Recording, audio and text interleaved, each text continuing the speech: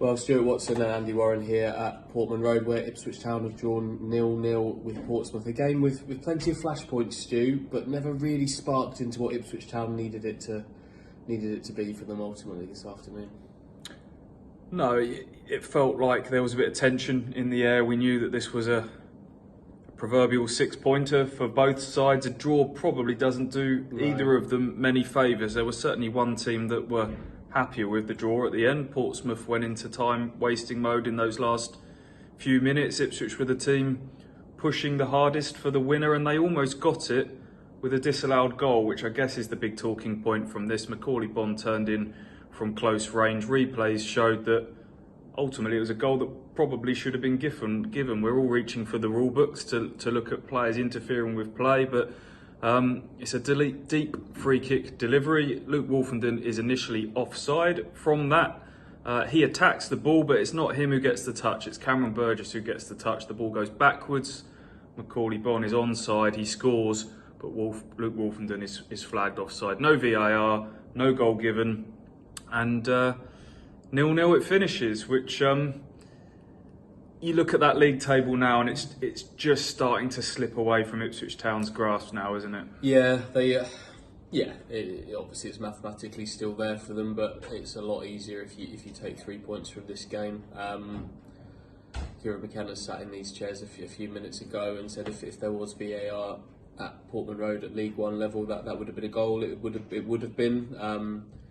Had Luke Wolfenden been impeding a Portsmouth defender for that moment, had he touched the ball or not, then he would have been offside. But if you look back at the replay, there's not. He's not impeding a defender. He's left the defender on the line. He's left them on the edge of the box. And he's not in the goalkeeper's eye line either. So I would argue that he's not really interfering with anything there. But it's not given, and Ipswich Town don't win. Kieran McKenna sat here and said that he felt they were better side and that they were the value for the 3 points. Maybe. I'm not sure if Ipswich quite did enough to win that game. I thought they started very well on the front foot, and 2 injuries in the first half have changed the dynamic of this game. Sam Morsey pulls up 8 minutes in. He passed that late fitness test after going off against Lincoln in midweek. He pulled up, and I don't know why he played on for another 10 minutes because it was clear that his race was run. He eventually came off. On comes Tom Carroll. Took him a while to get up to speed. We're told afterwards that he's been ill all week, but once he did get up to speed, I thought he played well. And then Caden Jackson, right before half-time, just turned on the afterburners to race away, tested the goalkeeper. His hamstring's gone, and that doesn't sound like it's a particularly good one from what Kieran McKenna said. But second half, I thought they responded pretty well, Ipswich, and had the better of it. But for all of that, there wasn't any huge clear-cut chances in there, was there?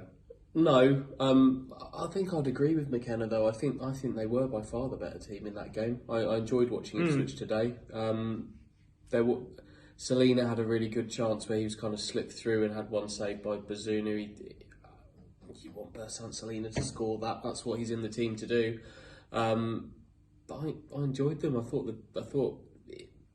don't think there were any bad performances to pick out from that bunch. I think that it's a team that put in some good displays, and ultimately they just couldn't find the goal. This wasn't battering the door down. You're right. No. It wasn't siege mentality, and in a bid to get that goal. Obviously, we've talked about one that should have stood. But if this had been a 0-0 draw in November and there was a long way to go, and it's just. We've talked about this before. The situation that they're in is that they need these wins and they need them now. There's no tomorrow, which is probably why Sam Morsey was played in this game.